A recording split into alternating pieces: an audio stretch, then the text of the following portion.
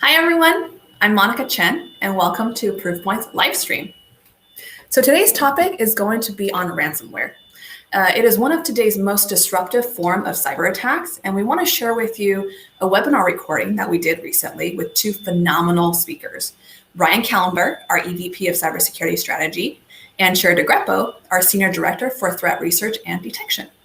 So in the video, you'll see that Ryan and Sherry talk extensively on why ransomware is a top cybersecurity concern, what trends they're seeing across the globe, and what you can do to stop them from getting into your organization. So we hope you enjoy the video.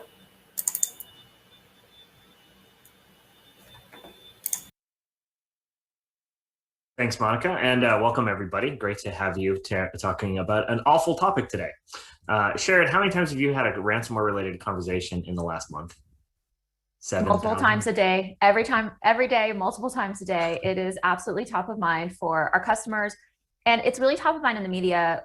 I've been saying lately, ransomware has hit the mainstream and taken everyone's attention with it. Yeah, absolutely. I mean, it is obviously the one relatively common attack type that can affect every type of organization that can actually shut you down. So no need to introduce this topic any further. So let's dive right in. We only have a half hour today.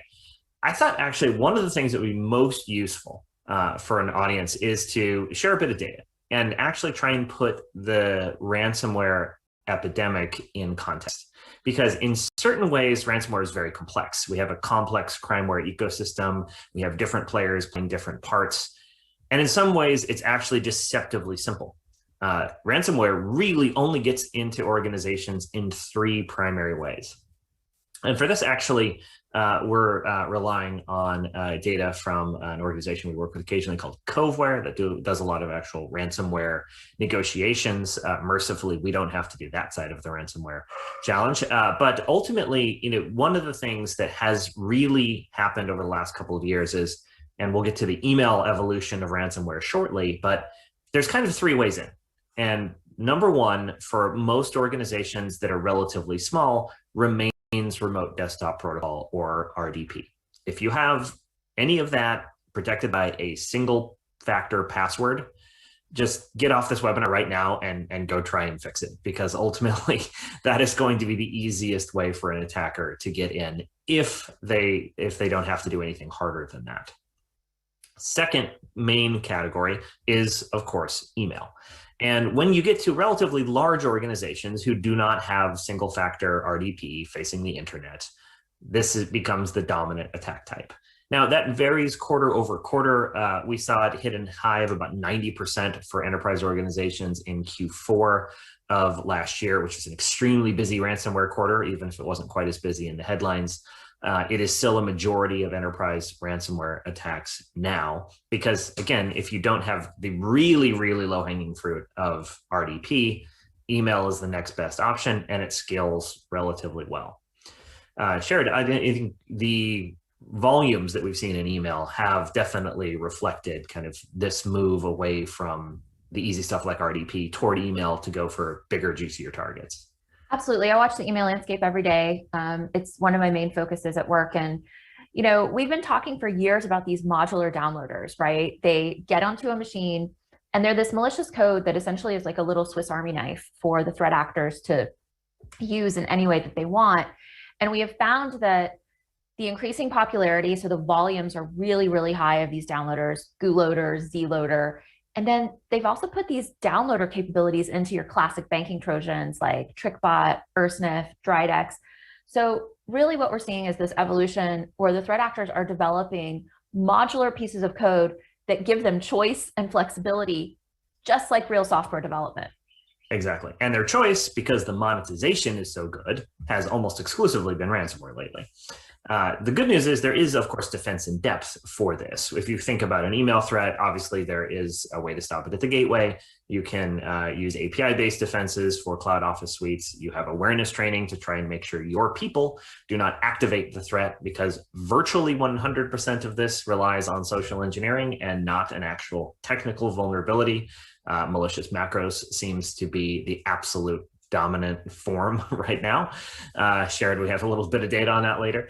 And then, of course, you can go further in ways that are not traditionally considered an email defense. You can make sure that emailed links open up in isolation as opposed to directly in one's browser, or even, of course, things like EDR, which would try and stop the malware once it got onto the machine via the activation of something like a malicious macro. So there's defense in depth there. That's not the subject of this webinar. Obviously, there's lots of great proof point content out there about that, but again, there is defense in depth for what really matters on the ransomware side of things, except RDP and this last category that I do want to mention briefly, because again, it's sort of a misunderstood part of the landscape. Internet-facing appliances that have actively exploited vulnerabilities. And that is not to say, you have to patch everything 100% of the time, because we know that that's not really going to work for most organizations. On the other hand, monitoring the landscape and making sure that you're aware when there is something like Exchange or Excellion or take your pick of VPN vulnerabilities. Pulse Secure has had various different times in the barrel. Palo, Fortinet, SonicWall right now. Those are the ones you really have to pay attention to. And the good news is the threat intel community comes together relatively quickly and understands when there's exploit code out there for that. Those are the sorts of things that really, really do matter to patch. And you end up with this interesting equilibrium where there's active exploits for these things. Then people start to patch them, patch rates get higher and higher and higher, and things shift more towards email. And then somebody finds another VPN bug and things shift back in the other direction briefly. But again, as you see in the chart there, email still does predominate. So that's how ransomware gets in. But let's actually go to a poll question.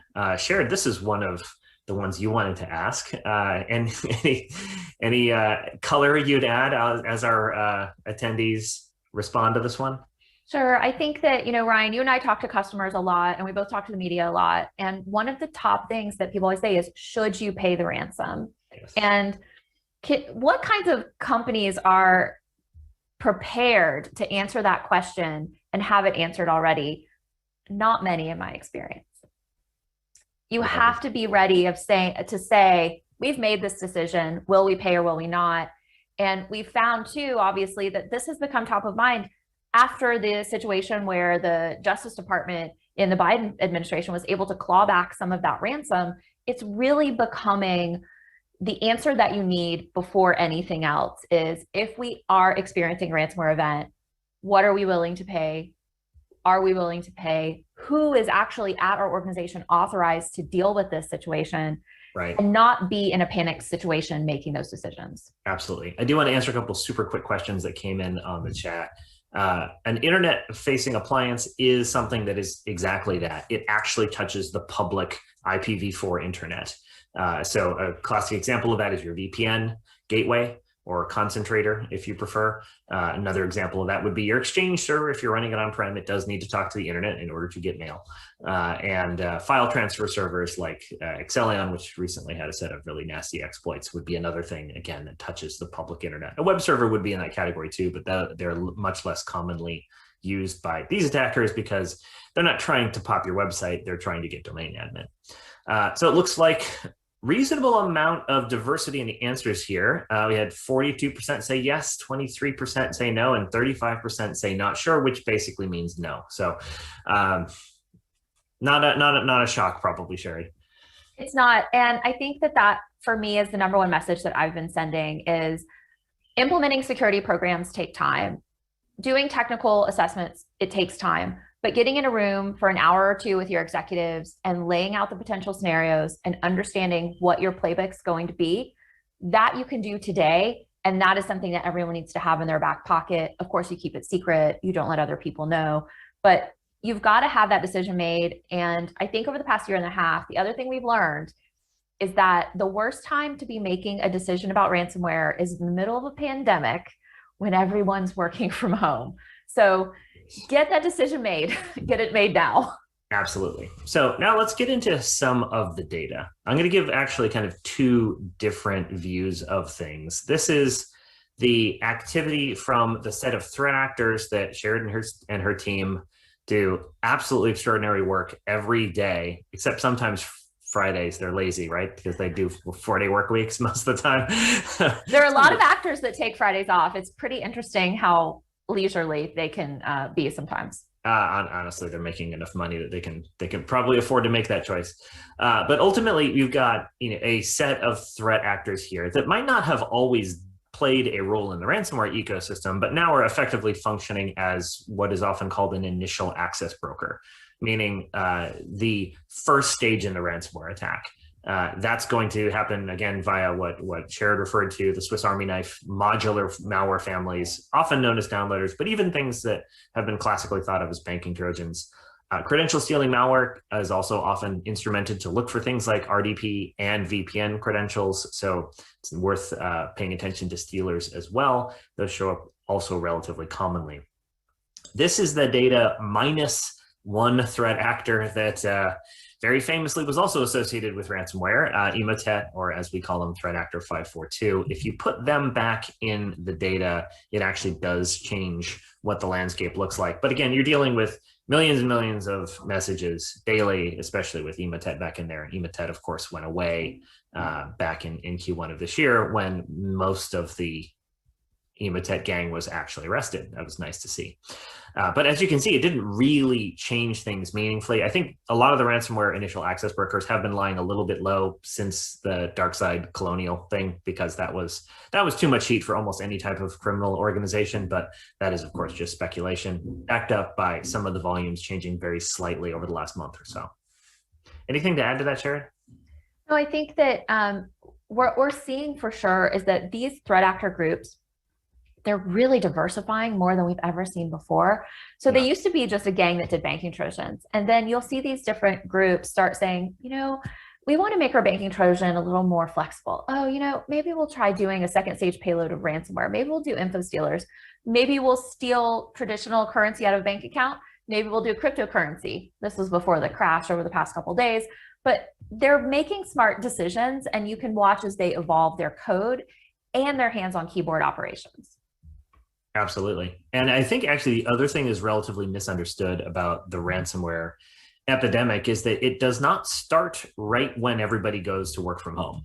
Right? Those volumes actually don't start spiking like crazy until afterwards. Obviously, click rates did go up as people started to work from home, but the ransomware volumes, really Q4 was the banner quarter where things started getting out of control. And then Q1 was another huge quarter for ransomware being sent by email. There are lots of questions in the chat that we'll get to in a minute, but I do want to actually hit a couple of points. And I also love the Spider-Man pointing at Spider-Man meme. At this point in time, I think the type of actors that we're thinking about when we think about ransomware actors have basically the same toolkits as almost everybody else. And this is kind of an under-heralded development in the threat landscape. You might see a ransomware actor eventually use a 0-day. There have been some that seem to be really good at exploiting VPN type of appliances and are doing relatively quick turnarounds from a researcher doing work to actual exploit code. But ultimately, if you look at what they're doing, with the main botnet, meaning Emotet gone, they're doing those downloaders, which APT actors also use. They're able to develop custom malware. And in fact, ransomware as a service and the initial access brokers can both basically be considered custom malware. They're not taking off-the-shelf rats, commodity rats, and just repacking them like a bunch of the BEC actors are. And then Cobalt Strike. Literally, Cobalt Strike is absolutely everywhere. And Cobalt Strike beacons, I think, you'd make a lot of APT and ransomware actors cry if you took the Cobalt Strike beacons away. On the other hand, you've also got things that are useful to every type of actor. And this is where I think things get truly interesting. Spoofing of identities, that continues to be incredibly useful because the social engineering component here remains an incredibly key part of things. Compromised Office 365 accounts. Emotet was the king of thread hijacking, but compromised Office 365, Google, SendGrid, really trusted cloud infrastructure really, really does make the threat landscape go around for everybody, very much including ransomware actors. And then, of course, if you've got a remote access Trojan or a rat, you can kind of do anything. So those are indispensable to, frankly, all types of actors. And as I mentioned before, stealers are used widely by both ransomware actors and BEC actors. So it's not like the tooling defines the threat actor these days so much as the monetization strategy, which of course has evolved fairly slightly. And now that we're joined by Spider-Man, we can actually also look at kind of the technical side of this, right? Again, with 0 days staying on the APT side of things, the ransomware actors are very much acting like a red team. They're going in and they're trying to get domain admin. They're doing privilege escalation, they're moving laterally, and they're living off the land binaries. This is, I know, getting a little bit technical, so I'm not going to bore too many people with it, but phishing macros, though, that really does make things go round. And we've got a fantastic example of a campaign that, Sherrod, I would love if you could take us through, because I think you're sort of like the ransomware sommelier, and this is a fine, only very slightly aged example from February. So the thing that we like to mention when we talk about social engineering for a lot of these lures is that we see these threat actors, one, do things that aren't particularly sophisticated in their lures, but two, they love a cake, layer after layer after layer. So as you can see here, this is an order confirmation or an invoice. Social engineering has been around for decades. It's tried and true. But on this one, we spread a thin layer of COVID on top of it. And this is a lure that in the past would just have been invoice. But now you can add that COVID pandemic panic to it and get people more likely to click. So of course, this is a PDF with URL inside the PDF. And this could be any kind of attachment. And this is one that we wrote about in our blog, a flower delivery service. So if you go to the next slide, it's a pretty difficult attack chain here. So you get your invoice attachments. This is what the PDF looks like. And I'm sorry, I misspoke. This actually doesn't have a link in it. You are actually required to go to this flowersny.net URL and then put your order number in from the fake invoice that they sent you. Yeah, so no hyperlink. You have to copy and paste that URL, which is not really looking like a URL in the document for any automated tool to potentially find. You have to go type in flowersny.net into a browser. And this, by this point, this person is extremely confused. And I also want to note the date here. Early February, as you said, Valentine's Day. So it almost sort of makes sense that, well, flowers, Valentine's Day. There's only two things that don't make sense. First off, you're not going to get 15 Carolina roses in New York City for $23. For $23. Also, sales tax is a little low. But apart from that, just spot on. So you type in your invoice number here, and that is when it asks you to download, I believe, a malicious macro Excel document that has the, that you go here and you download this and it's asking you to DocuSign. We have seen quite a bit of these kinds of macros that have enable editing, enable content as a classic, but we've seen quite a bit of these macros that just, again, smear on Microsoft, McAfee, Symantec, RSA. Look, this thing is secure. Yeah, exactly. They're hilariously using the RSA security analytics logo, which is what happens when you do a Google image search for RSA. RSA Security Analytics is what NetWitness is called. It's a packet analysis tool that Gartner might call a network traffic analysis tool, and ultimately is not what the brand they're going for. But you can see the effort that they put in here and just how hard it is to get through this infection chain. But at the end of all of this work, building a website with Squarespace or something, actually doing custom invoice numbers for every single recipient, and effectively password protecting their payload on a website that had no link to the original campaign. At the end of that, oh, what is it? It's a macro. And that is, again, the thing that is absolutely on fire right now. There are things like protected view. There are ways to try and use GPO settings to try and protect against macros. Threat actors are incredibly good at getting around that. And so it is incredibly important that you not only catch as many of these as possible and don't deliver those emails, but secondly, teach your users to recognize things like this. Normal flower shops do not put that in an Excel document. It's just social engineering, and that enable macros thing has never been more important for every single person in an organization to be aware of, whether or not they know what macros are or do, because a huge percentage of the landscape relies on it. Absolutely. Malicious macros are the bread and butter. Those are really foundational to distributing malware. And Ryan, as you know, we've seen more and more of this really convoluted attack chain than ever before. Threat actors are creating elaborate websites. We did one about a fake streaming site where they put up fake movies that you could download because they wanted you to call and cancel your membership. This one where they want you to paste all of these invoice numbers in before you finally get the payload. It's worth it to them. Because Absolutely. If they can get $1 million or a couple of $1 million, $15 million, yeah, it's worth it. So let's talk about that payday and kind of the attack flow here. We've got a bunch of questions in chat that we'll get to before the end of this webinar. But Sharon, I think this is the other thing that has not necessarily been well understood about how all of these pieces work together in the crimeware ecosystem.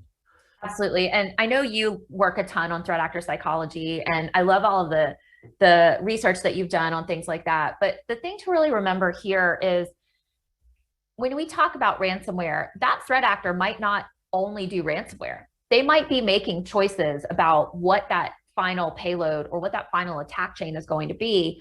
And the other thing that they're making choices about is once they have deployed that ransomware, what are they going to do next? Are they going to, or previously, if they have downloaded a bunch of files, are they going to let the victim know, hey, I've downloaded copies of a lot of sensitive information. I'm either going to sell it privately or I'm going to release it publicly and shame you every day until you pay me. Then we've got negotiation on both sides. So these threat actors have negotiators. Victims have the option of using private for pay negotiators that specialize in this. And it's created almost this cottage industry of multiple sales, multiple extortion vectors. And then how do you deal with that? You sometimes have to hire a professional negotiator to get it done. Yeah. And it really is led to a bunch of interesting, both technical techniques, as well as just a frankly bizarre ecosystem popping up where people know that REvil negotiates a certain way and will not respond to emotional pleas from a ransomware hospital that people will actually die. They do not care. Others will actually move on their initial position, and data has been gathered on how much they will move.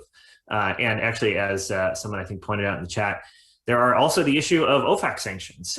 We have Aqua, Maxim Yakubetsky, who has been involved in a variety of different evolving ransomware crews in the Evil Corp ecosystem, who is obviously sanctioned by the Department of Justice. And at least at this point in time, the Biden administration just wants you to let them know, or let the DOJ know through appropriate channels, that you are in negotiation with a ransomware actor. There hasn't been any official prohibition on paying, but it has led to a really weird situation.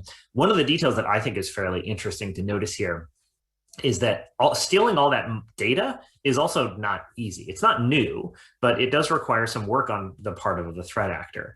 And to some extent, this goes back to the glory days of the data breach, where it was about hoovering up gigabytes or terabytes of information and figuring out how to actually get it out of the environment. It's worth briefly mentioning what seems to happen most often there. So you have an actor who's got several different legitimate accounts to work with. So they're basically either on fully compromised machines using legitimate creds, and actually finding one that will serve as an appropriate staging server. From there, once they've located the data of interest, which they are often led to via things like public financial filings and their own understanding of the target company's business, they then actually do a really interesting trick to get around classic network DLP. They take a file or many files and put it in a zip. And sometimes they're just using a portable executable. There's lots of different ways to do this, even with like a tool like WinRAR or 7-zip, which again, if you're finding those on a machine that's not supposed to have them, that is something to ring some alarm bells around. But they put a zip inside a zip inside a zip inside a zip, sometimes 4 or 5 layers deep, which is really clever, because even if you're looking at that traffic on the wire, and even if you're managing to effectively decrypt it, strip TLS, all you're going to find is another zip file. It's the Russian nesting doll of exfil techniques, pun entirely intended. And that actually has become really key to their negotiating strategy, because those files held to ransom and threatened to be leaked publicly have become effectively par for the course for all types of ransomware actors, in terms of what their own monetization strategy looks like, and how much leverage they have over a potential victim. Absolutely. And I think that DLP obviously is a big part of the strategy for detecting that and maybe heading off something worse.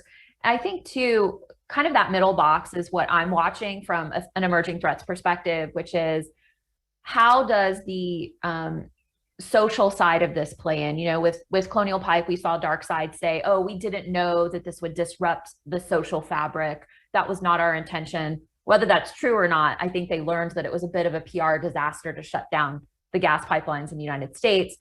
And then things like the police departments that have been ransomed, we've seen those threat actor groups release psychological assessments on officers as sort of a hacktivism, social aspect of, we think kind of the public won't be up in arms about this in the same way they would as if we ransom a hospital.